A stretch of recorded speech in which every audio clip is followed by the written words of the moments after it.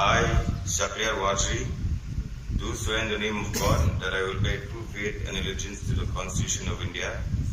as by law established, that I will uphold the sovereignty and integrity of India,